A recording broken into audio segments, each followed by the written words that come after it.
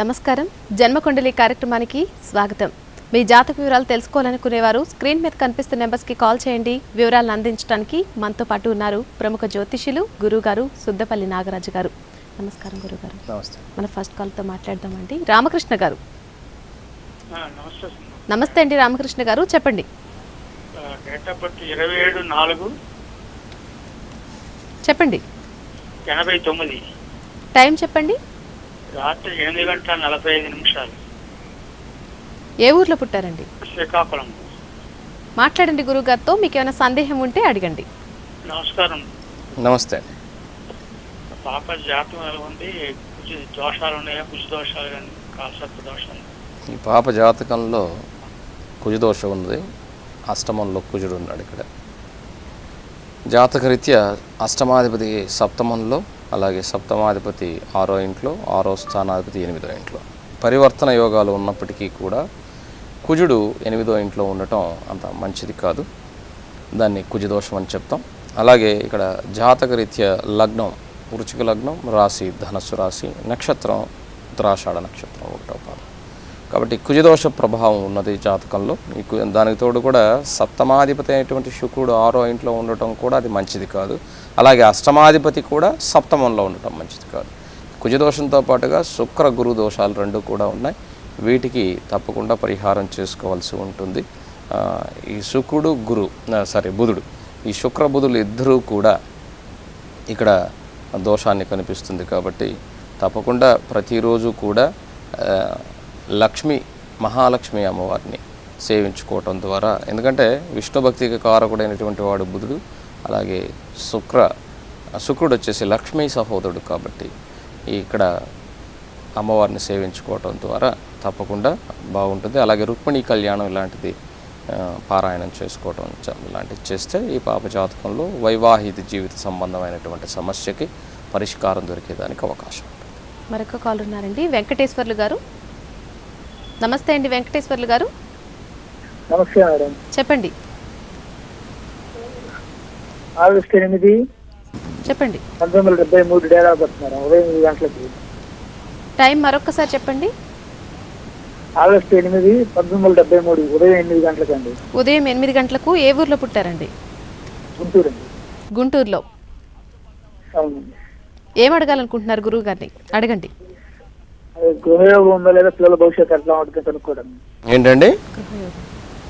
గృహయోగం ఉందా లేదా పిల్లల భవిష్యత్తు గురించి కనుక్కోవడానికి గురువు గారు. ఇక్కడ గృహస్థానాధిపతి అయినటువంటి వాడు మీ జాతకంలో భాగ్యరాశిలో ఉన్నాడు చక్కగా. కానీ శుక్రమహాదశ జరుగుతున్నది. అందులో 7.5 సంవత్సరం శని జరుగుతుంది. ఇక్కడ జన్మజాతకంలో మీకు 7.5 సంవత్సరం శని ప్రభావం, అనురాధ నక్షత్రం 4వ పాదం. కాబట్టి ఇక్కడ 7.5 సంవత్సరం శని యొక్క ప్రభావం. అయితే స్వనక్షత్రంలో ఇక్కడ శని ఉన్నాడు. ప్రజెంట్ గోచార రీత్యా ఇప్పుడు వృశ్చిక రాశిలో ఉన్నాడు. అంటే అది శనికి స్వనక్షత్రం, కానీ ఆ రాశిలో ఉన్నది కాబట్టి కొంతవరకు మీకు మరీ ఎక్కువగా ఇబ్బంది కలిగించకపోయినా కొంత ఇబ్బందులు 7.5 సంవత్సరం శని ప్రభావం వలన కలుగుతుంది. గృహానికి సంబంధించినంతవరకు గృహయోగంలో ఇక్కడ తప్పకుండా గృహయోగం ఉన్నది. ఎందుకంటే కుజుడు భాగ్యరాశిలో ఉన్నాడు. కాబట్టి ఇది మీకు జాతకరీత్యా మీకు 2017 ఆగస్టు తర్వాత తప్పక యోగం కలిగేదానికి అవకాశం. మరొక కాల్ ఉన్నారండి, భీమవరం నుంచి శ్రీనివాస్ గారు. నమస్తే అండి శ్రీనివాస్ గారు. 16/8/71. మరొకసారి చెప్పండి. 16/8/71. 16/8/71. ఉదయం 9 గంటలకు. సోమవారం ఉదయం 9 గంటలకు. ఏ ఊర్లో పుట్టారండి? 16/8/71 ఉదయం 9 గంటలకు. ఏ ఊర్లో పుట్టారు? గుంటూరు. గుంటూరులో. ఏం అడగాలనుకుంటున్నారు గురువు గారిని? గురువు గారిని రాశి అది ఎలా ఉంటుందో కదా. ఇక్కడ లగ్నం వచ్చేసమ్మా కన్యా లగ్నం, రాశి వచ్చి మిథున రాశి, నక్షత్రం మృగశిర నక్షత్రం 3వ పాదం. ఇక్కడ జన్మ జాతకంలో ఇప్పుడు ఉన్నటువంటి దశ శని మహాదశలో శుక్రుని యొక్క అంతర్దశ జరుగుతుంది. శని భాగ్యరాశిలో ఉన్నాడు. అలాగే శుక్రుడు కూడా ఏకాదశంలో రవితో కూడా ఉన్నాడు. కాబట్టి ఇక్కడ జన్మజాతకంలో పెద్ద దోషాలు లేవు. కానీ కుజరాహువుల యొక్క కలయిక పంచమ స్థితిలో ఉన్నందువలన ఇక్కడ సంతానం వలన కొంత ఇబ్బందులు ఎదుర్కొనేదానికి అవకాశం ఉంటుంది. కాబట్టి కుజరాహువులు సంబంధించి సుబ్రహ్మణ్యేశ్వర స్వామి ఆరాధన చేసుకోవటం మంచిది అయిన జాతకరీత్యా. భవిష్యత్తు అంటే ఇప్పుడు జరిగే దశాంతర దశల్లో 2017 జూలై 1వ తారీఖు వరకు చాలా చక్కగా ఉంది. కాబట్టి ఆయన ఈ లోపుగా ఏదైనా అంటే తన భవిష్యత్తు కోసం చేసుకోవాల్సినటువంటి కార్యక్రమాలు ఏమన్నా ఉంటే ప్లాన్డ్గా అవి మొదలు పెడితే బాగుంటుంది. మరొక కాల్ ఉన్నారండి, రామారెడ్డి గారు అనపర్తి నుంచి. నమస్తే అండి రామారెడ్డి గారు. నమస్తే అండి. చెప్పండి, ఎవరి గురించి తెలుసుకోవాలి? నా గురించి అండి. డేట్ ఆఫ్ బర్త్ చెప్పండి. 16/6 చెప్పండి. 1987 అండి. 87. అవును మేడం. టైం చెప్పండి. తెల్లవారితే మంగళవారం 12:20 నిమిషాలకండి. 12:20 నిమిషాలకు. ఏ ఊర్లో పుట్టారు? ఈస్ట్ గోదావరి అనపర్తి అండి. గురుగారితో మాట్లాడండి, సందేహం చెప్పండి. నమస్తే అండి గురుగారు. నమస్తే అండి. సార్ జాతకాలు ఏమైనా దోషాలు ఏమైనా ఉన్నాయా అని చెప్పేసండి. జాతక సంబంధంగా ఇక్కడ మీకు 2వ ఇంట్లో గురు రాహువులు ఉన్నారు. ఇది అంత మంచిది కాదు. అలాగే పంచమంలో పంచమాధిపతి అయినటువంటి బుధుడు ఉన్నప్పటికీ కూడా ఇక్కడ కుజుడు కూడా ఉన్నాడు. కాబట్టి ఈ గురు రాహువుల యొక్క ఇది అంత మంచిది కాదు. కాబట్టి ఈ గురు రాహువులకి తప్పకుండా పరిహారం చేసుకోవాలి. అలాగే కుజుడికి సంబంధించి పంచమ స్థానంలో ఉన్నటువంటి కుజుడికి సంబంధించి భూమితో ఉన్నందువల్ల హనుమంతుడి గుడికి వెళ్ళండి, తప్పకుండా బాగుంటుంది. మరొక కాల్ ఉన్నారండి, జయ గారు విజయనగరం నుంచి. నమస్తే అండి జయ గారు. నమస్తే మేడం. చెప్పండి, ఎవరి గురించి తెలుసుకోవాలి? వాళ్ళ డేట్ ఆఫ్ బర్త్ చెప్పండి. చెప్పండి జయ గారు, మీరు మాట్లాడొచ్చు, మీకు కాల్ కలిసింది. రైట్ అండి.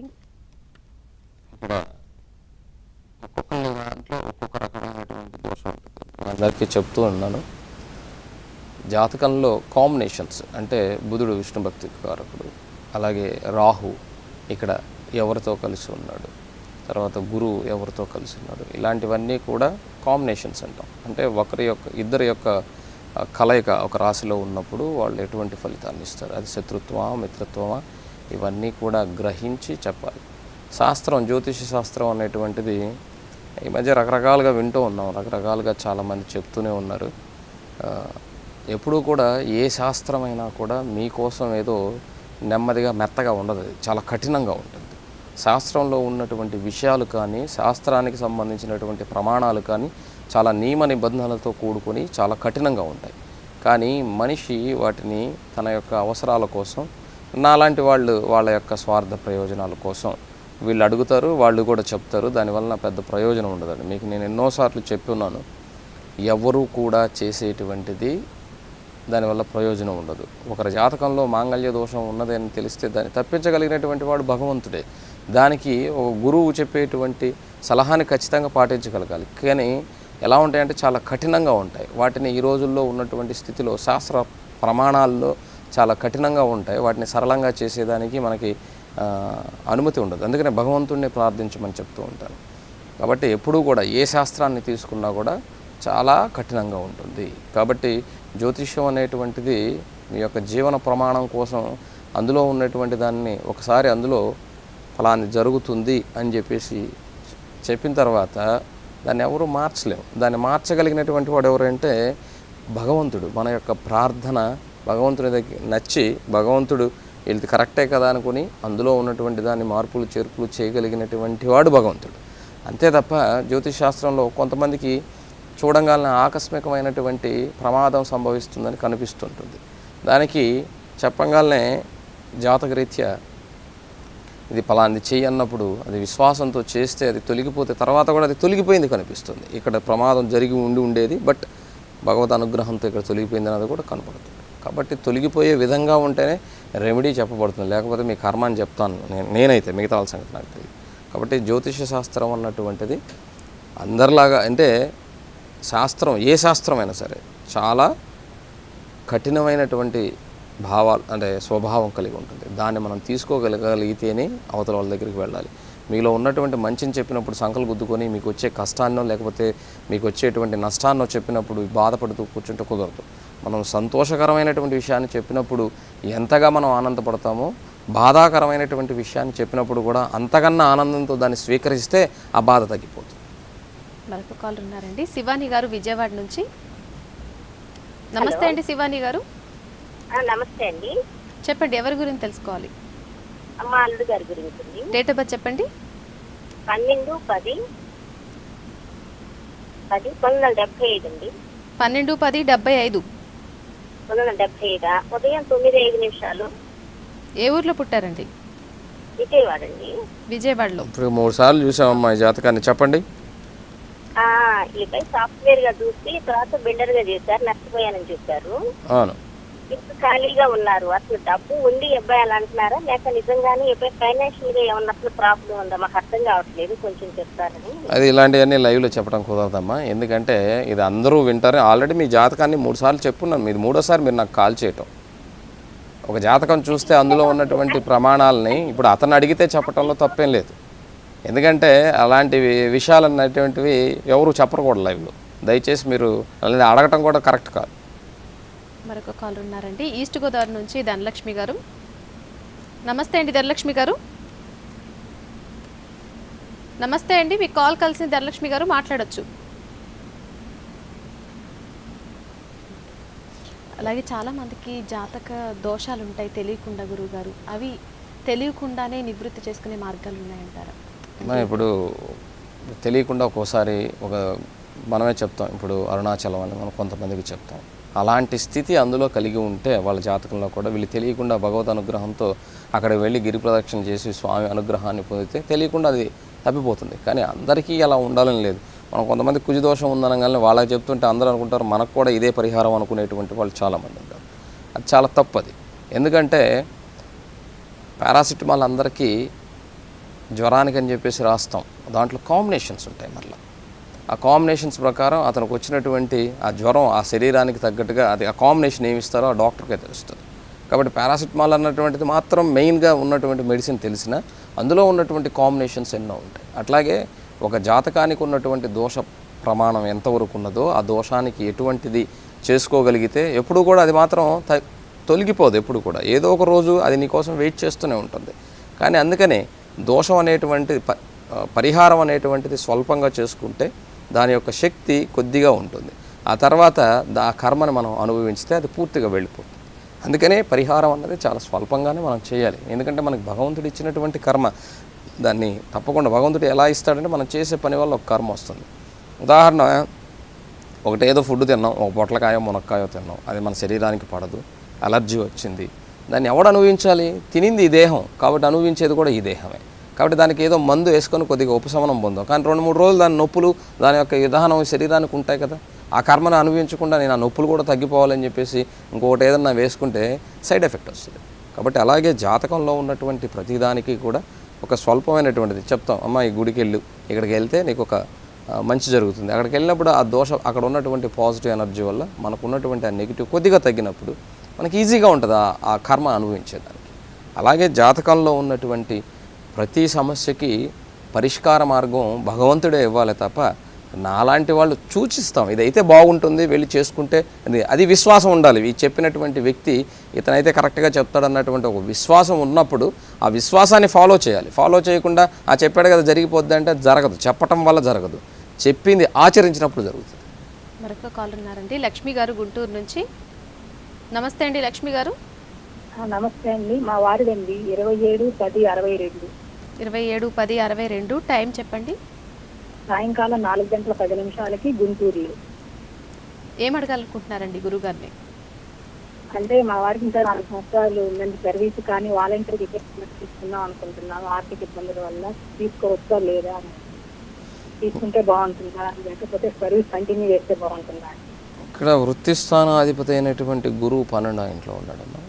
కాబట్టి ఖచ్చితంగా ఆయన వాలంటరీ రిటైర్మెంట్ తీసుకుంటారు. తీసుకొని ఒక చిన్న వ్యాపారం లాంటిది స్టార్ట్ చేసుకోమనండి. బుధుడు చాలా చక్కగా ఉన్నాడు, అద్భుతంగా ఉంటుంది, దానివల్ల ఏమి నష్టం ఏమి జరగదు. కాబట్టి ఆ ఒక్కటి చేస్తే ఇప్పుడు గురు బలం కూడా ఉన్నందువలన వాలంటరీ రిటైర్మెంట్ తీసుకోవడంలో తప్పేం లేదు. అందులో ఆయనకి ఇప్పుడు ఎందుకంటే దశమాధిపతి అయినటువంటి గురువు వ్యయంలో ఉన్నాడు, అందులో కూడా వక్రించి ఉన్నాడు. కాబట్టి తప్పకుండా తీసుకోవాల్సి ఉంటుంది. వచ్చే అక్టోబర్ లోపుగా ఎట్టి పరిస్థితుల్లో ఆయన వాలంటరీ రిటైర్మెంట్ తీసుకోవాల్సి వస్తుంది. తీసుకున్న తర్వాత చిన్నది ఏదైనా సరే జీవనాధారం కోసం ఒక వ్యాపార ప్రవృత్తిని మనం ఎంచుకున్నట్లయితే ఈ జాతక రీత్యా చివరి వరకు కూడా ఆయనకి సౌఖ్యంగా ఉంటుంది. మరొక కాల్ ఉన్నారండి, వెంకటరమణి గారు ప్రతిపాడు నుంచి. నమస్తే అండి రమణి గారు. నమస్తే అండి. చెప్పండి, ఎవరి గురించి తెలుసుకోవాలి? వాళ్ళ డేట్ ఆఫ్ బర్త్ చెప్పండి. మా అబ్బాయి గురించి డేట్ ఆఫ్ బర్త్ చెప్పండి. 7/5 మరొకసారి చెప్పండి. సాయంత్రం 6:57. డేట్ మరొకసారి చెప్పండి. 57 టీవీ చూస్తున్నారా? మరొక కాలర్తో మాట్లాడదాం గురుగారు. హలో నమస్తే అండి. హలో, ఒంగోలు నుంచి మాట్లాడుతున్నామండి. చెప్పండి, ఎవరి గురించి తెలుసుకోవాలి? వాళ్ళ డేట్ ఆఫ్ బర్త్ చెప్పండి. యోగిని ఛానల్ అండి. అవునండి, చెప్పండి. మా బాబు గురించి అండి. డేట్ ఆఫ్ బర్త్ చెప్పండి.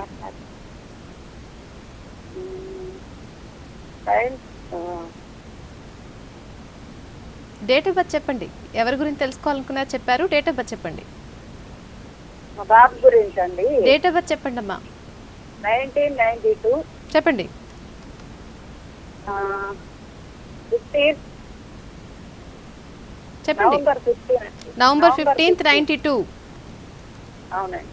టైం చెప్పండి. టైము రాత్రి 11:38. 11:38 అవునండి. ఏ ఊర్లో పుట్టారండి? ఒంగోలు అండి. మాట్లాడండి గురువు గారితో. నమస్తే సార్. నమస్తే అమ్మా, చెప్పండి. నమస్తే అండి. మా బాబు MBA అయిపోయిందండి. Very good. టెన్షన్గా ఉందండి. దేనికమ్మా చెప్పండి.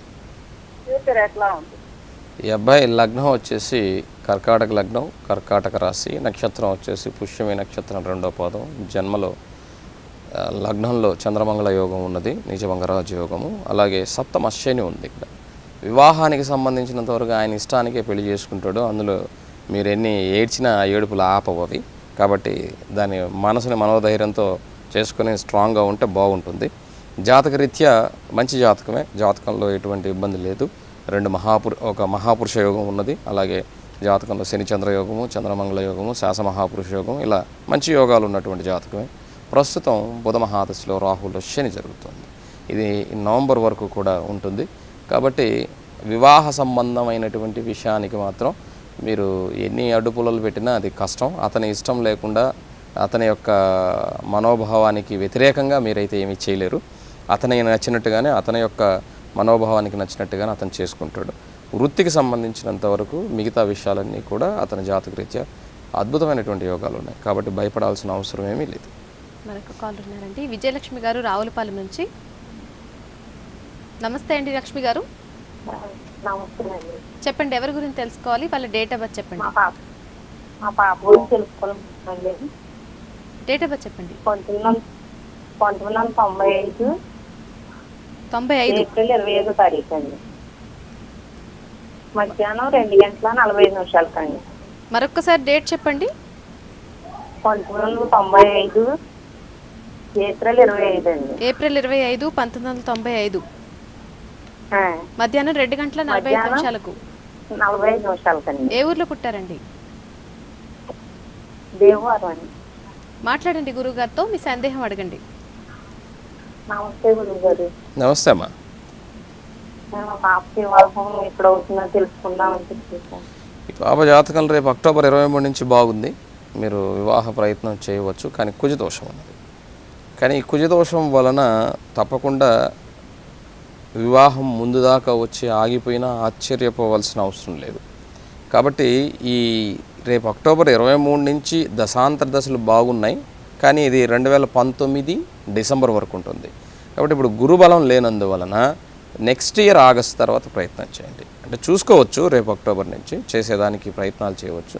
కానీ కుజదోషం ఉన్నది ఇక్కడ. ఈ కుజదోష ప్రభావం వలన ఇబ్బంది కలుగుతుంది. కాబట్టి జాగ్రత్త.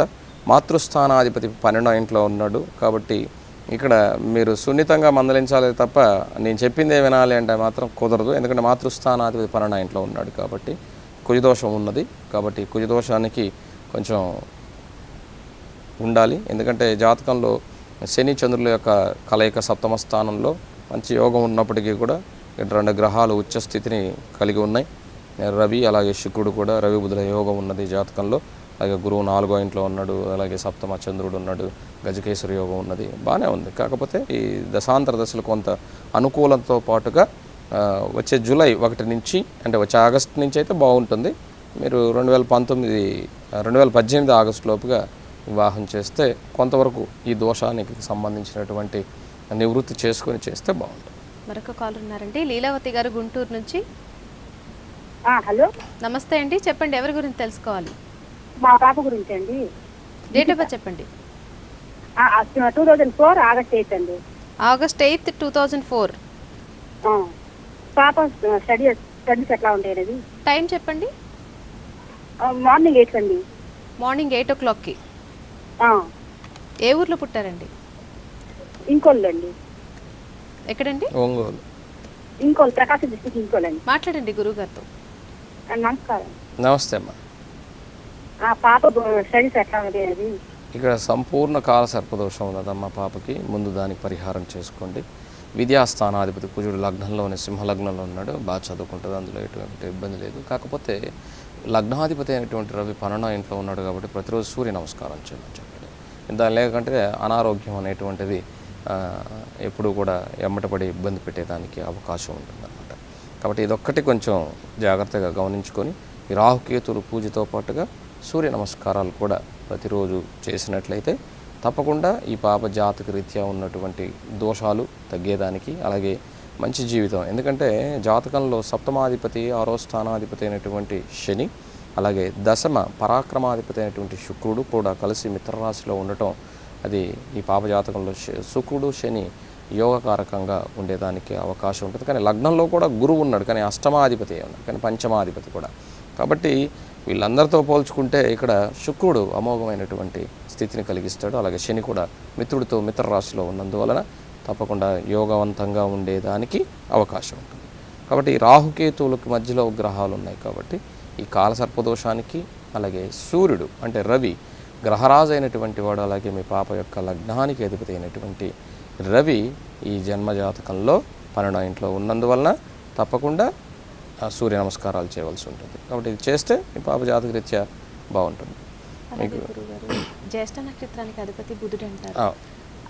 అదే నక్షత్రంలో బుధవారం పుట్టిన వారికి ఎటువంటి ఫలితాలు లభిస్తాయంటారు?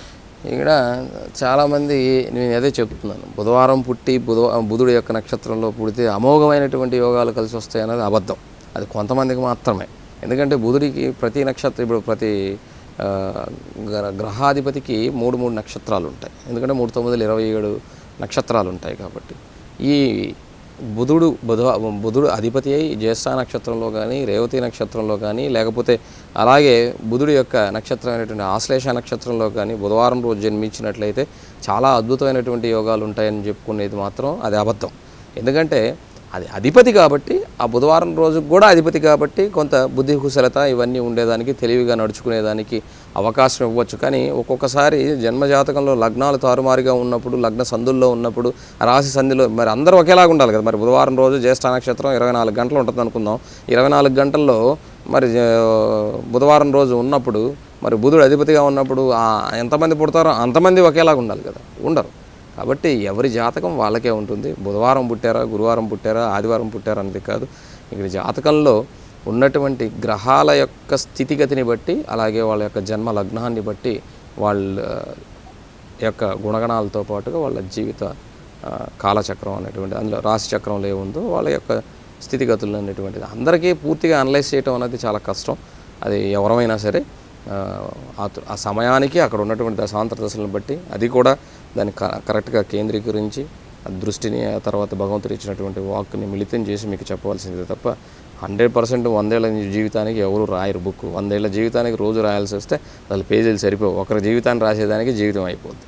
కాబట్టి జాతకంలో ఉన్నటువంటి వాటిని దాని పేరే జ్యోతిష శాస్త్రం. నీకు ఇబ్బంది కలిగినప్పుడు, దానికి ఒక మార్గం కనపడినప్పుడు, ఒక చీకట్లో ఉన్నటువంటి వ్యక్తి చిన్న చిరుదీపాన్ని తీసుకొని ఆ చీకటిని దాటినట్టుగా జ్యోతిష్యంలో ఉన్నటువంటి అడ్వైజ్ని తీసుకొని నీకు వచ్చిన కష్టం అనే చీకటిని దాటడం మాత్రమే. ఇక్కడ పర్సనల్ నెంబర్ అని వేస్తున్నారు, దయచేసి అంతకుముందు కూడా చెప్పున్నాను. అది పర్సనల్ అపాయింట్మెంట్ కోసం మాత్రమే. ఇక్కడ ఈ హాఫ్ అన్ అవర్ మాత్రమే ఆ ఫోన్ నెంబర్లు పనిచేస్తాయి. నా ఫోన్ నెంబర్ పనిచేస్తుందని చెప్పి కొట్టినా ప్రయోజనం ఉండదు. ఎందుకంటే అది మీకు ఎవరికైనా అత్యవసరమైనటువంటి వాళ్ళు, కావాలనుకున్నటువంటి వాళ్ళు, అది పర్సనల్గా మాట్లాడాలనుకునేటువంటి వాళ్ళు మాత్రమే ఆ నెంబర్ ఇవ్వడం జరిగింది. పర్సనల్ నెంబర్ అంటే మీతో నేనేదో పర్సనల్గా మాట్లాడతాను కాదు, దయచేసి అదొకటి అర్థం చేసుకోండి. మీరు ప్రతిరోజు ఇక్కడికి కాల్ చాలామందికి కాల్ కాదు, ఒక్కొక్కరికి 2-3 సార్లు కూడా ఇందాక కూడా చెప్పాను. ఒకసారి జాతకం చూస్తే ఆ జాతకం ఎన్నిసార్లు చూసినా కూడా తెలుస్తుంది నాకు. కాబట్టి దయచేసి ఇంకొకళ్ళ యొక్క టయాన్ని మాత్రం మీరు తీసుకోవద్దు. చాలా చక్కగా జాతక వివరాలు అందించారు గురువుగారు, ధన్యవాదాలు. నమస్తే. ఇక ఇది ఈనాటి జన్మకుండలి కార్యక్రమం. తిరిగి రేపటి కార్యక్రమంలో మళ్ళీ కలుసుకుందాం. నమస్కారం.